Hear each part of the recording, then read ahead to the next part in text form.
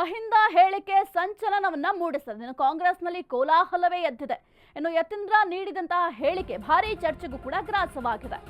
ಕಾಂಗ್ರೆಸ್ನಲ್ಲಿ ಸಂಚಲನ ಮೂಡಿಸಿದ ಯತೀಂದ್ರ ಹೇಳಿಕೆ, ಗೊಂದಲಕ್ಕೆ ಕಾರಣವಾದ ಎಂಎಲ್ಸಿ ಯತೀಂದ್ರ ಸ್ಟೇಟ್ಮೆಂಟ್. ಇನ್ನು ನಾಯಕತ್ವ ವಿಚಾರವಾಗಿ ಯಾರೂ ಕೂಡ ಮಾತನಾಡಬಾರ್ದು ಅಂತ ಹೈಕಮಾಂಡ್ ಎಷ್ಟೇ ಬಾರಿ ಎಚ್ಚರಿಕೆಯನ್ನ ಕೊಟ್ಟರು, ಎಷ್ಟೇ ಬಾರಿ ಸೂಚನೆಯನ್ನ ಕೊಟ್ಟರೂ ಕೂಡ ಈಗ ಕಾಂಗ್ರೆಸ್ನಲ್ಲಿ ಈ ಒಂದು ವಿಚಾರ ಮುನ್ನೆಲೆಗೆ ಬಂದಿರುವಂತದ್ದು. ಅದು ಕೂಡ ಯತೀಂದ್ರ ಸಿದ್ದರಾಮಯ್ಯ ಅವರು ಕೊಟ್ಟಿರುವಂತಹ ಹೇಳಿಕೆ ಭಾರಿ ಕೋಲಾಹಲವನ್ನೇ ಸೃಷ್ಟಿ ಮಾಡ್ತಾ ಇದೆ. ಕೈಪಾಳ್ಯದಲ್ಲಿ ಬಿರುಗಾಳಿಯನ್ನ ಸೃಷ್ಟಿಸಿದ ಯತೀಂದ್ರ ಹೇಳಿಕೆ, ಒಂದೆಡೆ ಸಿಎಂ ಆಕಾಂಕ್ಷಿ ಅಂತ ಇದ್ದ ಸಾಹುಕಾರಿಗ ಯೂಟರ್ನ್ ಹೊಡೆದಿದ್ದಾರೆ, ಮತ್ತೊಂದೆಡೆ ಎಲ್ಲಿ ಮಾತನಾಡಬೇಕು ಅಲ್ಲಿ ಮಾತನಾಡ್ತೇನೆ ಅಂತ ಹೇಳ್ತಿದ್ದಾರೆ. ಸೈಲೆಂಟ್ ಆಗಿದ್ಕೊಂಡೆ ಡಿಸಿಎಂ ಡಿಕೆ ಶಿವಕುಮಾರ್ ಪ್ರತಿ ತಂತ್ರವನ್ನ ರೂಪಿಸ್ತಾ ಇದ್ದಾರೆ ಎಂಬ ಪ್ರಶ್ನೆ ಕೂಡ ಮೂಡ್ತಾ ಇರುವಂತದ್ದು. ಇನ್ನು ಕಾಂಗ್ರೆಸ್ನಲ್ಲಿ ಸಂಚಲನ ಮೂಡಿಸಿದ ಯತೀಂದ್ರ ಹೇಳಿಕೆ ಗೊಂದಲಕ್ಕೆ ಕಾರಣ ಆಗಿರೋ ಎಂಎಲ್ಸಿ ಯತೀಂದ್ರ ಸ್ಟೇಟ್ಮೆಂಟ್ ಕೊಟ್ಟಿದ್ರಲ್ಲ, ಆ ಒಂದು ಹೇಳಿಕೆ ಈಗ ಬಹಳ ಚರ್ಚೆಗೂ ಕೂಡ ಗ್ರಾಸ ಆಗಿದೆ. ಇನ್ನು ಕಾಂಗ್ರೆಸ್ನಲ್ಲಿ ಸಾಕಷ್ಟು ಗೊಂದಲದ ಗೂಡಾಗ್ಬಿಟ್ಟಿದೆ ಕಾಂಗ್ರೆಸ್. ಅವ್ರು ಕೊಟ್ಟಂತಹ ಹೇಳಿಕೆ ವಿಚಾರಕ್ಕೆ ಈಗ ಕಾಂಗ್ರೆಸ್ನಲ್ಲೇ ಪರ ವಿರೋಧದ ಚರ್ಚೆ ಕೂಡ ನಡೀತಾ ಇದೆ. ಈ ಮಧ್ಯೆ ಯತೀಂದ್ರ ಹೇಳಿಕೆಯನ್ನ ಸಮರ್ಥಿಸಿಕೊಳ್ಳುವ ಕಸರತ್ತು ಕೂಡ ಮಾಡ್ತಾ ಇದ್ದಾರೆ. ಸಿಎಂ ಬಣದ ನಾಯಕರಿಂದ ಯತೀಂದ್ರ ಹೇಳಿಕೆಯನ್ನ ಸಮರ್ಥನೆ ಮಾಡಿಕೊಳ್ಳಲಾಗ್ತಾ ಇದೆ. ಇದೆಲ್ಲದರ ಹೊರತಾಗಿ ಸಚಿವ ಸ್ಥಾನಕ್ಕಾಗಿ ಕೆಲವರು ಕಸರತ್ತನ್ನ ಮಾಡ್ತಾ ಇದ್ದಾರೆ. ಸಚಿವ ಸ್ಥಾನಕ್ಕಾಗಿ ಕಾದು ಕಾದು ಸುಸ್ತಾಗ್ಬಿಟ್ಟಿದ್ದಾರೆ ಕಾಂಗ್ರೆಸ್ಸಿಗರು. ಹಾಗಾಗಿ ಸಚಿವ ಸ್ಥಾನಕ್ಕೆ ಕೆಲವೊಂದಿಷ್ಟು ಜನ ಕಸರತ್ತನ್ನ ಮಾಡ್ತಾ ಇದ್ದಾರೆ. ಎಲ್ಲವನ್ನೂ ಕೂಡ ಹೈಕಮಾಂಡ್ ಸೂಕ್ಷ್ಮವಾಗಿ ಗಮನಿಸ್ತಾ ಇದೆ. ಬಿಹಾರ ಎಲೆಕ್ಷನ್ ಮುಗಿಯುವವರೆಗೂ ಕೂಡ ಬದಲಾವಣೆ ಇಲ್ಲವಾ ಎಂಬ ಪ್ರಶ್ನೆ ಕೂಡ ಮೂಡ್ತದೆ. ಯಾಕೆಂದ್ರೆ ಬಿಹಾರ ಎಲೆಕ್ಷನ್ ಗದ್ದಲದಲ್ಲಿದೆ ಹೈಕಮಾಂಡ್.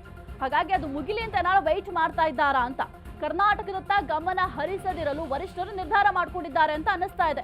ದಿನದಿಂದ ದಿನಕ್ಕೆ ಗೊಂದಲಮಯ ಪರಿಸರ ನಿರ್ಮಾಣ ಆಗ್ತಾ ಇದೆ ಕಾಂಗ್ರೆಸ್ನಲ್ಲಿ. ಈ ಮಧ್ಯೆ ಯತೀಂದ್ರ ಹೇಳಿಕೆಯನ್ನ ಸಮರ್ಥಿಸಿಕೊಳ್ಳಲು ಕಸರತ್ತನ್ನ ಮಾಡ್ತಾ ಇದ್ದಾರೆ. ಸಿಎಂ ಬಣದ ನಾಯಕರಿಂದ ಯತೀಂದ್ರ ಹೇಳಿಕೆಯನ್ನ ಸಮರ್ಥನೆ ಮಾಡಿಕೊಳ್ಳಲಾಗ್ತಾ ಇದೆ. ಇನ್ನು ಅಹಿಂದ ಸಂಘಟನೆಯನ್ನ ಮಾಡುವಂತಹ ಸಂದರ್ಭದಲ್ಲಿ ಸಿಎಂ ಸಿದ್ದರಾಮಯ್ಯ ಅವರಿಗೆ ಇನ್ನು ಸತೀಶ್ ಜಾರಕಿಹೊಳಿ ಅವರು ನೆರವಾಗಿದ್ರು. ಹಾಗಾಗಿ ಆ ರೀತಿಯ ಹೇಳಿಕೆ ಕೊಟ್ಟಿರಬಹುದು ಯತೀಂದ್ರ ಸಿದ್ದರಾಮಯ್ಯ ಅಂತ ಒಂದು ಕಡೆ ಸಿಎಂ ಬಣದವರು ಸಮರ್ಥನೆಯನ್ನ ಮಾಡ್ಕೊಳ್ತಾ ಇದ್ದಾರೆ. ಮತ್ತೊಂದು ಕಡೆ ಡಿಸಿಎಂ ಡಿಕೆ ಶಿವಕುಮಾರ್ ಅವರ ಬಣದವರು ಹೈಕಮಾಂಡ್ ಎಲ್ಲವನ್ನು ಕೂಡ ಸೂಕ್ಷ್ಮವಾಗಿ ಗಮನಿಸ್ತಾ ಇದೆ. ಹೈಕಮಾಂಡ್ ಸೂಚನೆ ಕೊಟ್ಟಿದ್ರು ಕೂಡ ಮಾತನಾಡಿದ್ದಾರೆ, ಇವರ ವಿರುದ್ಧ ಯಾವುದೇ ರೀತಿಯ ಶಿಸ್ತು ಕ್ರಮವನ್ನ ಜರುಗಿಸಿಲ್ಲ ಪಕ್ಷ ಅಂತ. ಮತ್ತೊಂದು ಕಡೆ ಡಿಸಿಎಂ ಡಿಕೆ ಶಿವಕುಮಾರ್ ಅವರ ಬಣದವರು ಬ್ಯಾಟಿಂಗ್ ಅನ್ನ ಮಾಡ್ತಾ ಇದ್ದಾರೆ. ಇನ್ನು ಸದ್ಯಕ್ಕಂತೂ ಹೈಕಮಾಂಡ್ ಬಹಳ ಸೈಲೆಂಟ್ ಆಗಿದೆ. ಈ ಒಂದು ವಿಚಾರಕ್ಕೆ ಎಲ್ಲೂ ಕೂಡ ಹೈಕಮಾಂಡ್ ಮಧ್ಯ ಪ್ರವೇಶ ಮಾಡಿಲ್ಲ.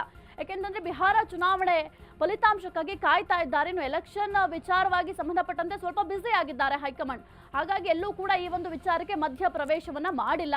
ಇನ್ನು ಕೆಲವೊಂದಿಷ್ಟು ಏನು ಸಚಿವ ಸ್ಥಾನಕ್ಕಾಗಿ ಕೆಲವರು ಕಸರತ್ತನ್ನ ಒಂದ್ ಕಡೆ ಮಾಡ್ತಾ ಇದ್ರೆ, ಇನ್ನು ಸಚಿವ ಸ್ಥಾನ ನಮಗೆ ಸಿಗುತ್ತೋ ಸಿಗಲ್ವೋ ಅಂತ ಕೆಲವೊಂದಿಷ್ಟು ಕಾಂಗ್ರೆಸ್ಸಿಗರು ಗೊಂದಲದಲ್ಲಿ ಕೂಡ ಇದ್ದಾರೆ. ಎಲ್ಲವನ್ನೂ ಕೂಡ ಹೈಕಮಾಂಡ್ ಸದ್ಯದ ಪರಿಸ್ಥಿತಿಯಲ್ಲಿ ಸೂಕ್ಷ್ಮವಾಗಿ ಗಮನಿಸ್ತಾ ಇದೆ. ಬಿಹಾರ ಎಲೆಕ್ಷನ್ ಮುಗಿಯೋವರೆಗೂ ಕೂಡ ಯಾವುದೇ ರೀತಿಯ ಬದಲಾವಣೆ ಮಾಡಬಾರದು ಎಂಬ ನಿರ್ಧಾರಕ್ಕೆ ಬಂದಂತೆ ಕೂಡ ಕಾಣಿಸ್ತಾ ಇದೆ. ಯಾಕೆಂದ್ರೆ ಬಿಹಾರ ಎಲೆಕ್ಷನ್ ಕಡೆ ತಮ್ಮ ಗಮನವನ್ನ ಹರಿಸಿದ ಹೈಕಮಾಂಡ್.